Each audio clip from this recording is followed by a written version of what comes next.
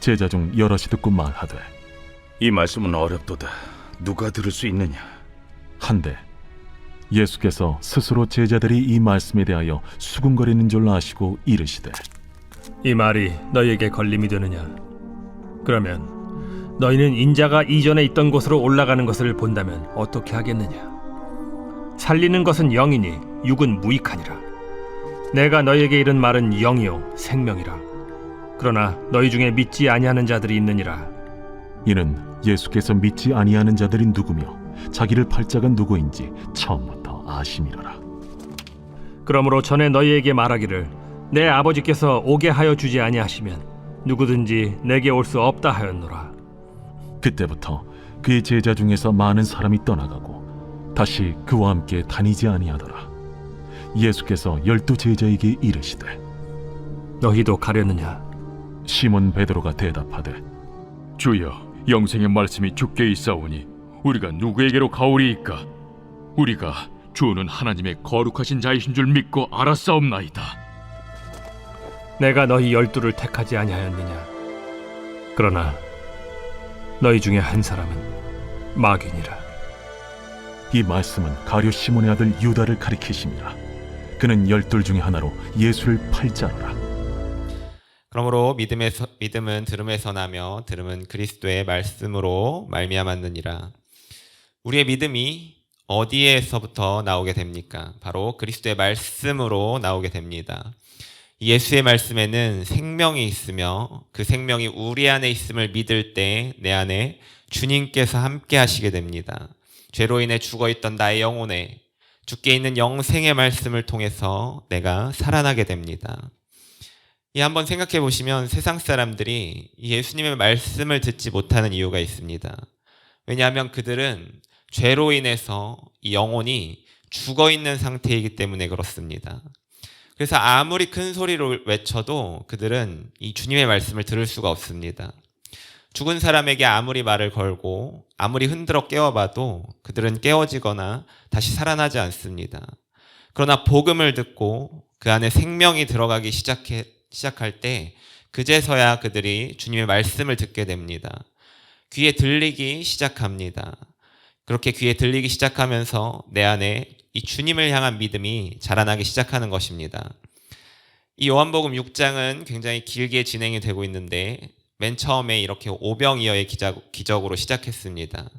그래서 사람들은 예수님을 왕으로 이렇게 세우려고 했습니다.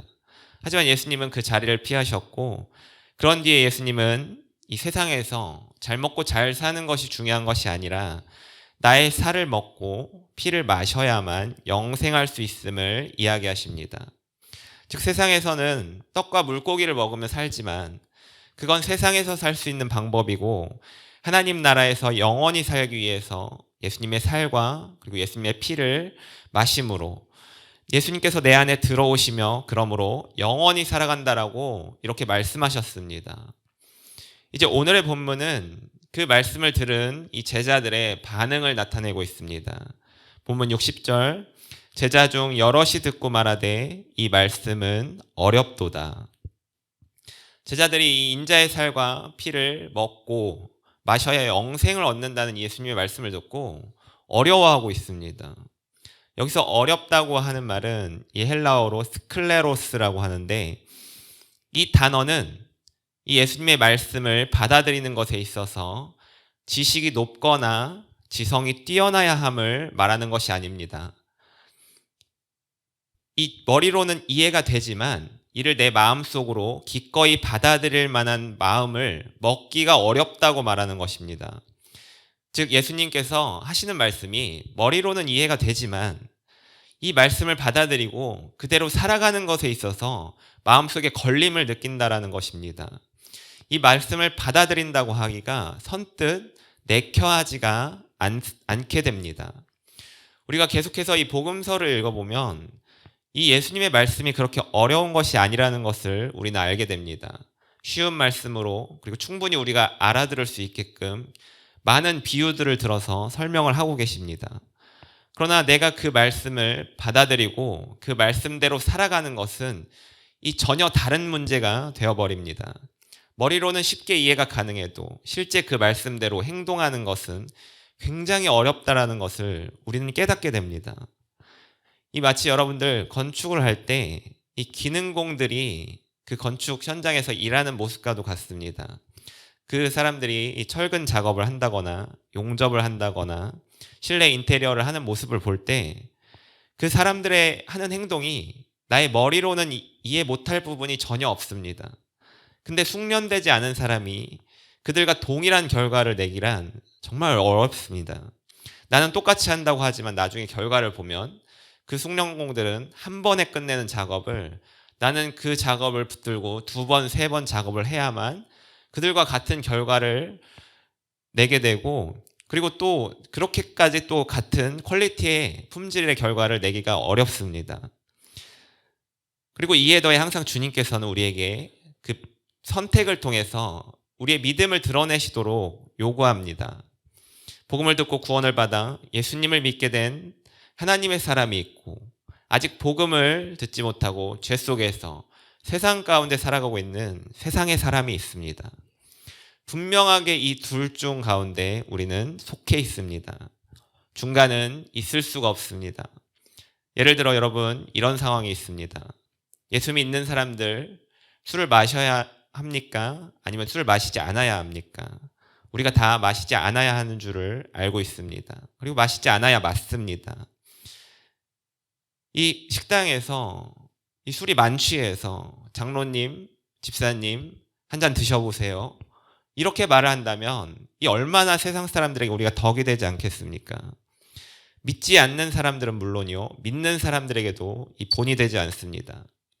이 사도 바울은 이와 같은 상황에 나는 이 제단에 올려졌던 고기를 먹을 수 있을 만한 믿음을 가지고 있지만 나의 먹는 모습으로 인해 믿지 않는 믿음이 약한 사람들이 실족하게 된다면 나는 평생 그 고기를 먹지 않겠다라고 말했습니다.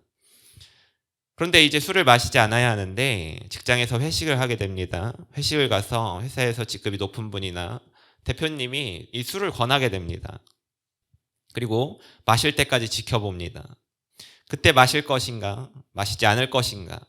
이 믿음의 갈등이 찾아오고 마시지 않기란, 그 자리에서 거절하기란 참으로 어렵게 됩니다. 이 말씀대로 산다는 것은 모두가 다 어려운 것을 압니다. 내가 노력해도 그 노력할 수 있는 수준을 벗어난 것과 같이 느낄 수 있습니다. 그럼에도 왜 우리가 말씀대로 살려고 하게 됩니까? 예수님께서 나를 구원해 주셨기 때문에 그렇습니다. 나를 죽음에서 살려 영원한 생명으로 이끄셨기 때문에 그렇습니다. 그 감사함을 얼마나 인지하느냐에 따라서 내가 말씀 앞에 이 순종하는 수준이 달라집니다. 예수님께서 나를 살려주셨는지 아닌지, 긴가민가, 그렇게 하는 분들은 말씀도 내가 이 말씀 좋네, 내가 한번 따라 볼까? 이렇게 한번 따르고, 그리고 하기 싫은 것은 하지 않습니다. 이 말씀대로 했을 때 따라오는 복에 대한 부분도 그렇게 분명하거나 확실하게 생각하지 않습니다. 그냥 뭐 받을 수 있으면 좋고 뭐 그렇지 않으면 어쩔 수 없지. 이 받으면 좋고 아니면 말고의 시기입니다.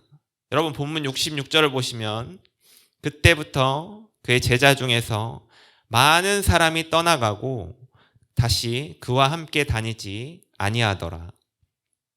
이처럼 말씀이 내 안에 확고하게 세워져 있지 않은 사람은 언젠가는 떠나갑니다. 그저 많은 무리 중에 한 사람으로서 예수님에 대해서 열광했지만 그 열기가 사그라들자 다른 것을 열광하기 위해서 떠납니다. 하지만 예수님께서 나를 살려주셨음이 분명한 사람, 그 구원의 감격과 기쁨을 누구보다 크게 알게 된 사람은 말씀을 따라 살아가는 삶에 자신의 모든 것을 내던지며 자신의 온몸을 부딪힙니다. 자기 삶에서 중요하게 생각했던 모든 것을 다 버려버리고 오직 주님만이 나의 삶의 기준이 되며 주님의 말씀을 통해 세상을 살아가고, 그러므로 인해 주님께서 주시는 이 복을 분명하게 믿습니다.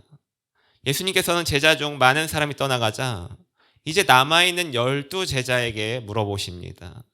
67절, 너희도 가려느냐? 저는 이 질문이 저와 여러분을 향한 예수님의 질문이라고 믿습니다. 우리가 예수님을 믿는 삶을 살아가면서 한 번 이상은 이 질문에 맞닥뜨리게 됩니다.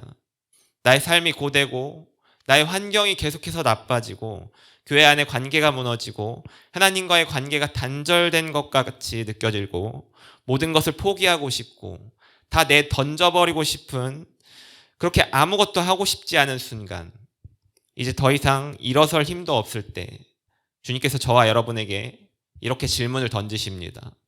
너도 가려느냐? 사랑하는 성도 여러분, 그렇게 말씀하시는 예수님의 모습이 어떤지 아십니까? 손과 발에 나의 죄를 사해 주시기 위해 박힌 못자국이 선명하게 남아 있습니다. 그리고 머리에는 가시관을 쓰시고 피가 뚝뚝 떨어져서 그 예수님의 눈을 가리고 있습니다. 게다가 예수님의 어깨 위에는 무엇이 있습니까? 바로 내가 매달려야 했던 엄청난 무게가 있는 그 십자가가 자리하고 있습니다. 내가 짊어지고 올라가야 했지만 주님께서 대신 지시고 가셨던 그 십자가를 볼 때, 내가 그 주님 앞에 섰을 때 어떻게 주님을 떠나겠다는 말을 주님 앞에서 할 수가 있겠습니까? 내가 그 모습을 몰랐을 때, 그럴 때야 내가 내뱉을 수 있었겠지만 이제 알게 되었는데 내가 어찌 그 주님을 떠나갈 수가 있습니까? 저는 우리 성도님들께서 삶의 어떤 순간이라도, 믿음이 흔들리는 순간이더라도, 내가 감당할 수 없는 고난이 나에게 닥치더라도, 절망 속에 몸부림치더라도 여러분들 이렇게 고백하시길 원합니다. 시몬 베드로가 대답하되 주여 영생의 말씀이 주께 있사오니 우리가 누구에게로 가오리이까? 주님의 사랑을 깨닫게 된 순간 결코 여러분은 주님을 떠날 수가 없습니다. 주님께 생명의 말씀이 있는데 어찌 세상 것들에 내가 눈을 돌릴 수가 있겠습니까? 세상에 눈을 돌린 순간, 세상이 내 마음속으로 들어오는 순간 저와 여러분은 절대 이 사탄에게서 승리할 수가 없습니다. 내 영혼을 살리는 이 생명의 말씀이 아니라 세상에서 얻을 수 있는 것에 여러분들의 마음을 더 쓰고, 그렇게 살고 있는 사람은 항상 죄에 넘어집니다. 세상을 바라보는 사람은 이 하나님의 나라를 바라볼 수가 없게 됩니다. 하지만 우리가 기억해야 할 것은, 세상은 결코 우리에게 이 영혼의 생명을 주지 못합니다. 사탄은 계속해서 우리를 유혹합니다. 내가 원하는 모든 것이 여기 있다. 그러니 나와 함께 있자. 나와 함께 시간을 보내자. 나와 함께 사랑을 나누자. 하지만 잠언 6장 26절은 이렇게 말합니다. 음녀로 말미암아 사람이 한 조각 떡만 남게 되며 음란한 여인은 귀한 생명을 사냥함이니라. 사탄은 우리 생명을 사냥하고자 계속해서 예수님을 떠나 자기에게로 오라고 말합니다. 저는 우리 성도님들께서 단호하게 이 유혹을 물리치시길 소원합니다.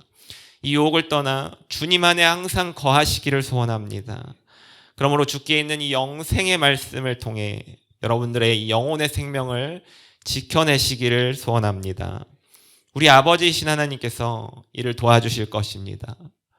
65절, 내 아버지께서 오게 하여 주지 아니하시면 누구든지 내게 올 수 없다 하였노라. 하나님께서 우리를 주님을 만날 때까지 계속해서 도와주시는 이임을 우리가 믿습니다. 우리 큐티 두 번째 적용 질문으로 저의 설교를 마치고자 합니다. 나는 말씀이 이해되지 않는다고 주님 품을 떠나진 않습니까? 비록 부족하고 연약해도 주께 다시 돌아옵니까? 주님은 돌아온 탕자를 위해서 살찐 송아지를 잡고 잔치를 벌여주셨습니다. 여러분께서 그렇게 환영받고 그렇게 반갑게 맞이해 주시는 그런 주님 품으로 여러분들 돌아오실 수밖에 없습니다. 나의 연약하고 부족함, 나의 정말 아프고 고통스러운 나의 모든 모습을 주님께서는 그냥 받아주십니다. 기뻐 받아주십니다. 계속된 세상 유혹에도 여러분들 끝까지 이겨내시며 비록 넘어지시더라도 빨리 일어나서 주님 품으로 다시 돌아오게 되시는 우리 성도님들 되시기를 축복합니다. 기도하겠습니다. 사랑해 주님, 나에게 영생의 말씀을 허락하시니 감사합니다. 이제 내가 주님의 말씀에 붙들려 나아가길 원합니다. 나로 주님께로 가는 것을 허락하여 주옵소서. 세상을 마음에 두지 않고 유혹에도 흔들리지 않으며 주님과 동행하게 하여 주옵소서. 예수님의 이름으로 기도합니다. 아멘.